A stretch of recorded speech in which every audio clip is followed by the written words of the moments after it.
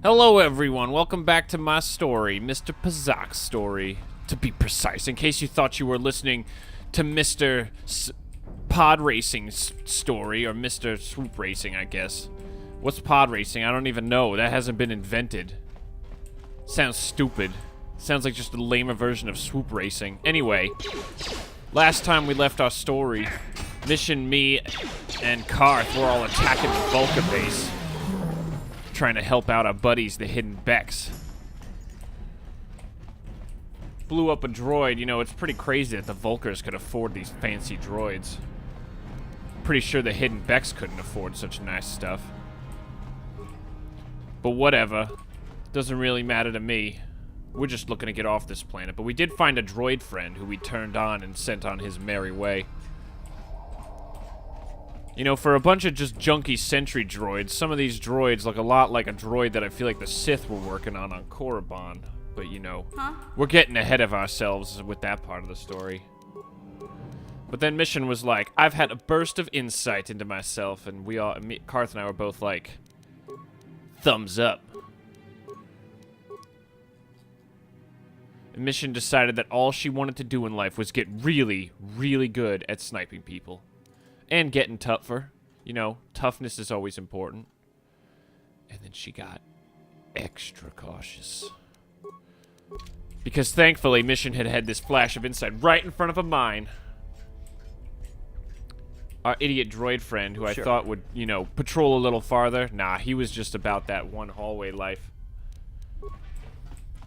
But then once we had finally cleared up the tech bays from the Vulkar base, we decided to start attacking. We found ourselves quickly in the kitchen. 2 guard droids just to look over a single Duros with a sword, cooking everything. Sounds like a weird way to have a kitchen set up, but you know, we didn't really care. We weren't here for the food, we were here to kill some Vulkars. And you know, that's just what we did. Sadly, our idiot droid friend decided he wasn't really about helping us. But then he was a big help when we killed this other Vulkar cook. Nah, just kidding. I cut him up real good. Then we found this helpless woman just being harassed by this bouncer droid. We taught him a lesson. Apparently, she had been a slave to the Vulkars. Apparently, her father owed them some money and he sold her, and the Vulkars took it from her. By took it from her, I mean took her. But we knew she wouldn't know anything, and she was already living the struggle, so we decided to let her go. One more person on Taris who didn't hold a grudge against us was a win in my book. But while we were backtracking, we found some more of these Vulkar droids. It was weird. In the Beck base, they had all been hanging out, but for some reason the Vulkars like to just hide in their rooms and play their video games, I guess. But that's okay. Droids get cut up just as easily as real people. Life lesson there. But then we finally started running across some Vulkars guarding the actual door to the base, but they didn't exactly put up much of a fight. With Mission and Karth at my back providing covering fire, I was able to, let's say beat him up pretty good. The only real struggle came when we found the armory in the middle of the base. They had a pair of droids guarding it, but thankfully we cut them up nice and easy. At this point, we'd acquired quite a few energy shields, but sadly we didn't really have any major use for them since we were just cutting through everybody without them. The one fun part in the whole base came, though, when we were hacking in, and we happened to find a nice little power conduit. BAM! And just like that, almost all the Vulkars in the barracks on the main floor were dead. One guy just left confused and wondering what the hell had happened. Other thing we decided to take advantage of was opening all the security doors on this level. But thankfully, that meant we had access to the armory and all the heavy-duty firepower that they were hoarding. Including a heavy-ass military suit that we threw on Karth right away. Karth, Mr. Military Soldier Man, was the best option. And while his dex was high, it was still worth for him to wear the sick military suit. Plus, that also meant Mission could throw on the Republic mod armor. But now we were ready. Came across a random Twi'lek just chilling in the command center, but with one quick flurry, he actually surrendered. Apparently, he was an original Vulkar, and he was from before Brejik joined the gang. We offered to let him go because, you know, if the Vulkars could turn around someday, it would have probably been for the best. They are still a gang, but anyone who's willing to fight Brejik in his insanity and turning the lower streets into an absolute war zone, you know, probably a good guy to leave alive for now. We decided to finally put the guy who was left alone in the barracks out of his misery. Felt kind of bad for him. He watched all his friends get electrocuted from the machinery that they thought was safe. Found this dinky little droid. He just seemed to be here to clean the pools, but we decided to turn him on and send him on an adventure in the pool. Thank goodness we did, because apparently the Vulkars are crazy enough to fill their pool with poison gas mines. Thankfully, the droid took care of him, but what we found in the footlocker was some sick plasma grenades and a few cool bits of gear that we took with us. One of those pieces of gear was even an extra cardio regulator that we decided to give Karth. He was already tough enough, but, you know, we had better than nothing. You know, Karth just had a silly leather belt, and this was a nice fancy belt that made you tough. So, of course, I'm pretty sure Karth wouldn't say no to that. Karth could use a little toughening up, you know. But just like that, we had not turned off the turrets. So we put in a pass card that we'd stolen from one of the Vulkar corpses and just walked right on by. And like that, we were in the garage. As soon as I applied my burst of insight. Sadly, like an idiot though, Karth seemed to have wandered off at some point.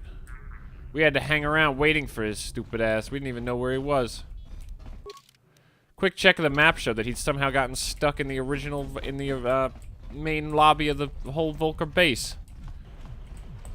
But then as soon as we saw him, he was like, "Oh, hey guys, I didn't realize where you went." It's like, "Karth, you were right behind us. What the hell did you do?" And he's like, "I don't know. Decided to recheck the armory." Yeah, that's it. But then like a few seconds later, Karth was gone again. So we just decided to leave without him. But he caught up before we actually got the elevator going. Found ourselves in a cool swoop garage with a Vulkar patrol droid watching over us. Took it out real quick, though. We wanted to activate a bunch of the droids that were hanging around in the area, but, you know, we were basically out of repair parts by this point, as tends to happen in this area. No problem. We found this sick loading door and figured if something might be behind it of value, but actually there was nothing. As soon as we tried to hack into it, it just didn't even work. Found a Vulkar patrol led by the garage head, apparently, coming up real quick just as we were heading down into the lower levels of the garage. He actually put up a bit of a struggle, but, you know, him and his two guards weren't quite a match for us. How'd you like that?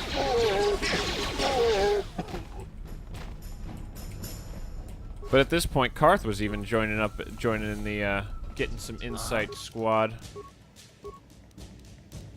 Unfortunately, when Karth gains insight, he doesn't exactly gain a lot of insight, if you know what I mean. But hey, he got tougher.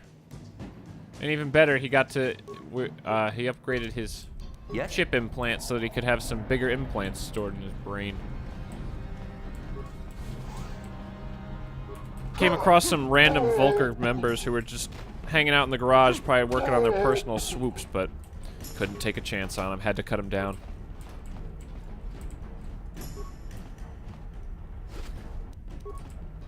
They were even only carrying a handful of credits. One guy had a frag grenade shoved in his back pocket. I don't know why. It seems a weird place for a frag grenade.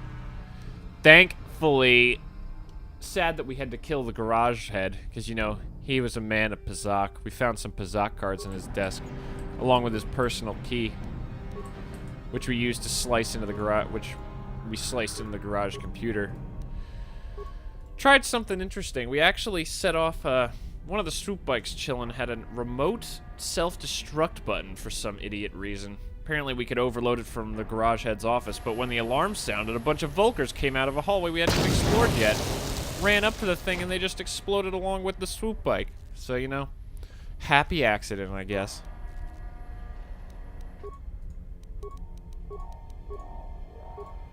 Thankfully, though, we were also able to open the security doors, which hopefully included that massive loading bay door. If we were lucky, we'd finally get to see what had been inside, but from what we could tell, there looked to be a pretty tough security droid hanging out in there. But hey, where there's a security droid, there's something of value. That was the hope, at least. But when we went upstairs, the loading dock was still closed, but it no longer said it had a lock on it, so it did open when we tried it. But we found the Vulkar patrol droid, and I gotta tell you, this guy was a little tougher than the other customers we'd had. Karth and Mission were actually put on ion grenade duty and other grenades, just to try to soften this guy up. I figured I could take some of the damage. Wouldn't hurt too bad, I hoped. Sure. Stupid thing froze me almost immediately, and Karth. But thankfully when it froze Karth, I unfroze, and we were able to cut it up pretty good. He really hated Karth, though. He kept hitting him with his stun ray. Didn't even realize until after the battle, though, that Karth and I had almost both eaten one there. Got it. Thankfully, though, the rewards were worth it. Found a bunch of computer spikes, 2,000 credits, some plasma grenades. Definitely the biggest haul we'd found on all of Terrace. What? Thankfully, also at this point, we were swimming in med packs, so Karth and I were both able to hit some up before we continued deeper into the Vulkar base. Ready. Sure. But then, just like that, boom, we were ready to move. Found some Vulkars who were hiding around the corner. Apparently they hadn't heard their friends blow up. Or us fight the head of the garage. Or that droid attack us. But whatever. Anything that makes it easier for us. Thankfully they weren't smart enough either to hide behind their minefield. But we took care of that by sending Mission in to clean it up.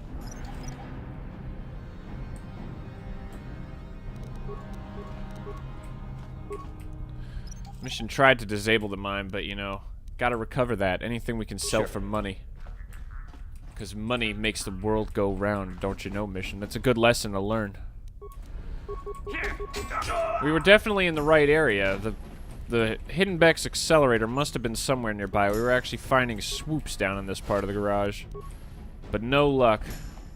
But we did come across some Vulkar gang members who seemed to be working on their swoops actively.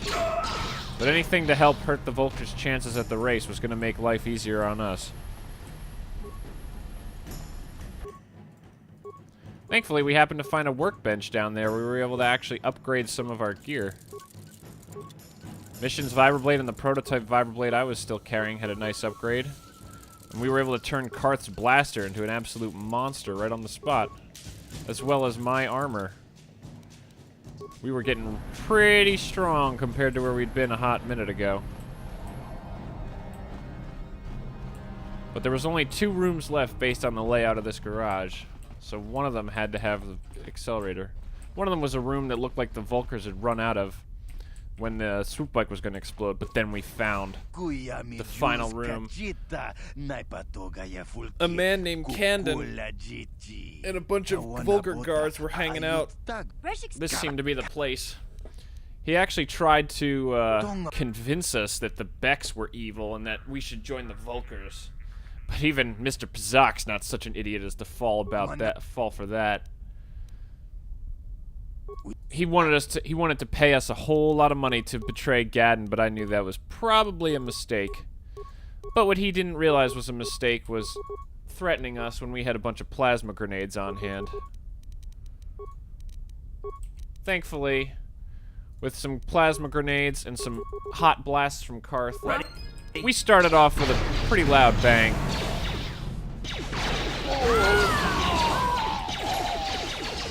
And just like that, fight was over. Fight that in normal circumstances might have been insanely difficult really didn't turn out so bad when we just filled them full of plasma. You know, I don't know if you guys know this. Most things die when exposed to plasma. It's true. Can hardly believe it myself, but when I found those plasma grenades, I knew. Yes? I knew that was the key. And just like that, just sitting on the ground, not minding its own business, we found the swoop accelerator. And with the whole Vulkar base pretty empty at this point, we figured we weren't going to encounter a lot of resistance, so we just booked it right on out of there. Now that we had the accelerator, it was time to join Gadden and race his swoop. All I had to do was make sure I didn't explode during my heats. But before we could even leave the stupid base, lo and behold, Mission and Karth had wandered off again. Who knew what the hell they were doing? I hope they weren't doing anything illegal. At this point, we were getting to know the Vulkar base pretty well, so we knew right where to go to get out. We left our sentry behind as a nice little surprise for when any other Vulkars off base tried to come home and look for anybody. He was kind of in a dumb spot, but it seemed like the garage was a pretty isolated part of the base. And since, you know, they probably had to go down there to actually race, we knew that it would cause trouble for anybody looking to get to their swoop bikes. But as if they knew what had happened, we found a bunch of Vulkars hanging out outside the base. We didn't know if they'd heard something or maybe an alarm had been raised and called some Vulkars back home. But either way, we cleaned them up pretty quick. They weren't going to stop us from getting back to the Becks.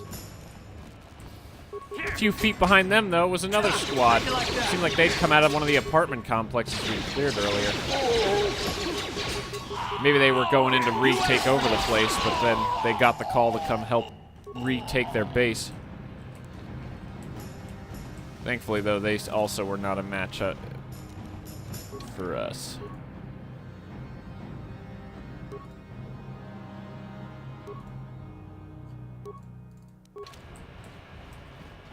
At this point, I finally decided to take a second and actually upgrade my gear. Karth as well. At this point, he was just carrying a heavy blaster and his personal blaster. Decided to give him something I probably should have told him about, but, you know, he probably wouldn't have taken it if I'd told him. I actually handed Karth a disruptor pistol. I'd gotten it off of Candon's body, and while it was definitely illegal in most of the Republic, I figured it wasn't too bad for the people we were going up against. Thankfully, the Becks let us in on sight. Went in, talked to Gadden, and happened to have the accelerator. Made sure that he would get me in the race, and he promised. He held up his part of the bargain. You've got good instincts, and you have the look of a racer about you. Just try to relax, and in the morning we'll take you to the swoop track. I had a really restless night at the hidden Beck base, but, you know, I'd never raced a swoop before in my life, but how hard could it be? Sadly, I wasn't able to bring anybody with me to watch my awesome victory. They had to stay behind. It was only racers and mechanics in my area. The hidden Beck mechanic tried to tell me how to race, but I could figure it out pretty quick. Ran over to the race announcer, told him I wanted to run a heat. They do races really weird on Taris. Instead of everybody racing at once, all it was everybody race a heat. Now, it might sound a little crazy to you naysayers out there, but I actually went out of my way to not go too fast. I didn't want to show my hand or the power of the accelerator just yet. But I got the hang of things pretty quick. Figured out which one was the go button, how to switch gears and all that. And just like that, I had already finished my race in 2670. Pretty sure without even trying that I was beating everybody's time, and sure enough, came out, bam, I did it. Well, then, of course, Redros, one of the stupid Vulkars, actually managed to beat my amazing time, but then I knew it was time to kick it up a notch. Time to really put in the effort. So with that, I was back on the track. I knew I had to win to get Bastila. I saw her standing in a cage, but I didn't want to draw attention to the fact that I might have known who she was or what she represented, more than just the Republic soldier Brezja kept telling everybody she was. But this time I made sure, hit every accelerator pad possible. Kick it up to max gear so fast. Redros couldn't have beaten my time by that much. And just like that, shaved off more than 3 seconds. I knew there was no way anybody could beat that time. same thing as the mechanic told me. And like that, I was crowned the victor of the day. And then Brezhik showed up. That damn liar tried to claim I was a cheater, even though he wasn't really lying. I might have. Boom! And just like that, Brezhik tried to not give me to Bastila to me as a victory. But then Bastila actually managed to break out crazy enough. But then it was just me, Bastila, and Brezhik and some guards. Redros actually tried to get involved. He was probably salty over the fact that I trounced him in the race. I actually took a few shots from Brezhik, but then he had a bit of a more intense problem to deal with. He actually had Bastila slashing away at him with a double-bladed vibroblade that she'd stolen off of one of the guards. But then Brezhik was left alone without his guards, trying to defend against me and Bastila. He was actually pretty good. I could see why he'd been in the running to replace Gaddon. Or, Gaddon. I actually missed most of my hits. Thankfully, Bastila was keeping him distracted, too, while I was able to swing away at him. Hadn't actually run into anybody on Terrace who'd managed to deal with me as effectively as Brezhik was at the time. But, you know, 2 against 1. One being a Jedi, and the one that we're fighting just being a normal scumbag who was running a gang on Terrace. The fight was pretty inevitable. Amazingly enough, Bastila actually wasn't having a lot of luck with Brezhik either, but I attribute that more to the fact that she had just been restrained by a neural disruptor. Even though she'd broken free, I had to imagine it probably had some lasting effects. Looted Brezhik's body and happened to actually find his sick-looking gloves, but also Bastila's lightsaber was on his body at the time. Thankfully, we recovered that before we left the area. Quick chat with Bastila to tell her who I was. I was the amazing Mr. Pazaak. Please take me to Karth. But then I told her that Karth was waiting for us, and we knew some way to get off this planet that together the 3 of us would get us all off this planet. And you know, maybe we'd bring Mission and Zalbar along for the ride. You're alive. Finally, things are looking up. Now I just need to figure out a way to get off this planet. You mean you don't have a plan? Brought Bastila back with me, but unfortunately Karth opened his big fat mouth and admitted we didn't actually know how exactly to get off the planet. I see. I know you're... Bastila tried to take charge of the mission, but, you know, she's actually not really that experienced. She's pretty young. Well, you know, at the time. I admitted to her, though, that once we established that we needed to just focus on finding a way off the planet, that I actually had a force vision of her fighting Revan.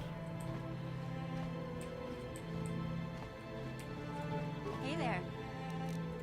Took the time to try to chat with everybody while we were in the apartment. Bastila said I could actually maybe become a Jedi someday, which was pretty wild. I thought I said...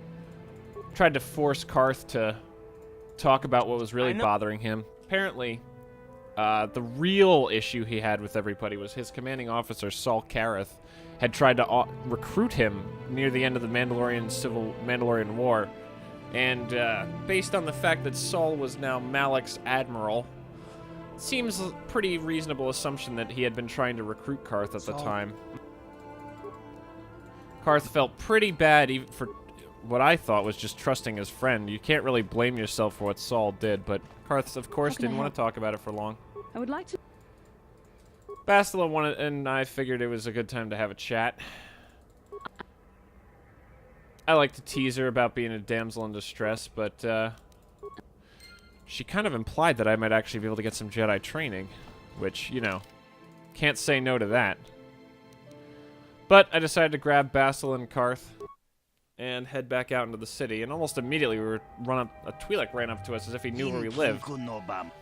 He happened to recognize me as the guy who won the Great Swoop race, and we got a message from him from Canderous Ordo, that man who was a Mandalorian working for Davik. He apparently wanted to meet me in the Upper City Cantina for some reason. You're back.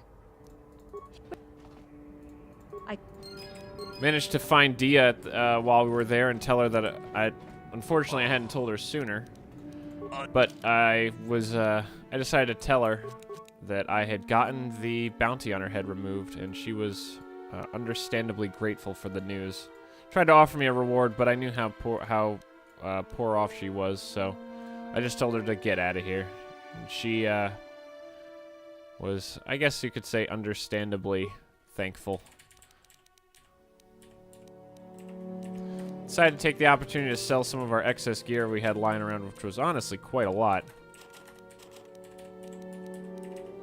Thankfully, Laram seemed to have enough credits that he was willing to buy whatever we wanted. At this point, we'd gotten enough Sith energy shields that we really didn't need all these cheap energy shields that we had found lying around everywhere.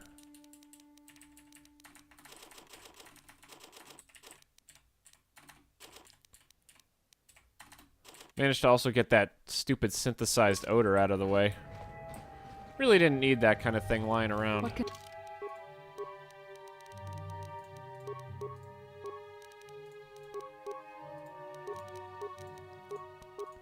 Bastila, now that she was in our party, though, we made sure to give her lots of force powers. She was, she seemed to have advanced from her time in the Vulkar captivity. Thankfully, we used the opportunity to make her tougher. Because she definitely seemed like she could use it.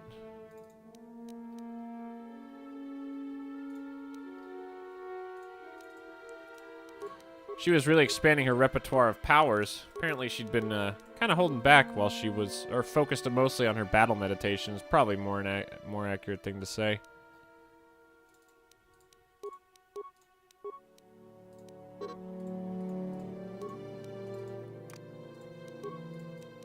I do. I made sure to tell Bastila, hey, you may have a lightsaber and it may be awesome, but you should focus on using your force powers, because that's definitely something no one else has. Thankfully, she understood what I was talking about and agreed.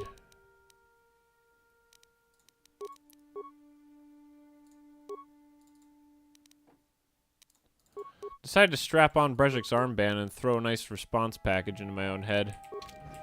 At this point, I was feeling pretty good. Felt like we were pretty strong compared to most of the residents of Taris. But I also realized I'd forgotten to use a bunch of upgrades while I was back in the back.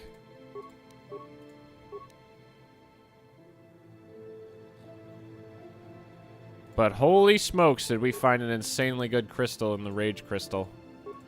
I remembered I'd found it when we were back on the end of our spire, but when I actually plugged it in, ooh boy.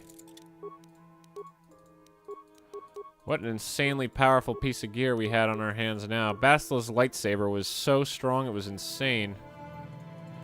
But apparently the Rage Crystal actually prevented her from using the lightsaber.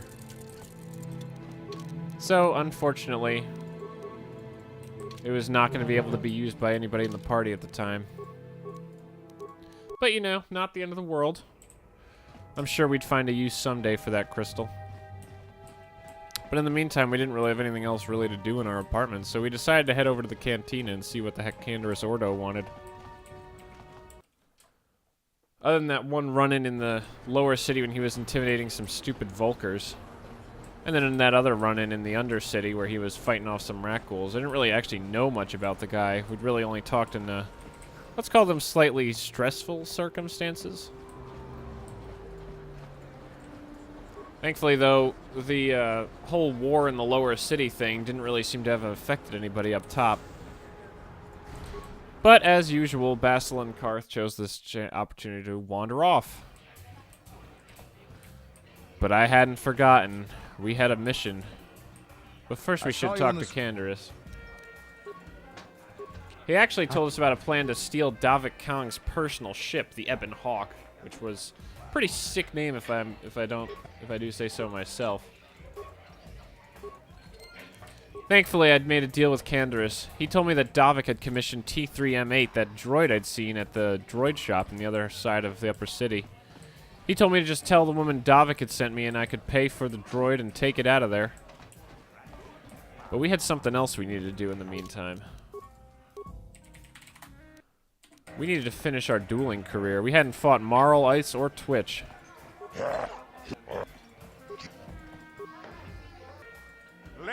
And just like that, we were back in the ring. And ready to fight Ice. Apparently she had ice water in her veins, but gotta say, Ice was not a bad name.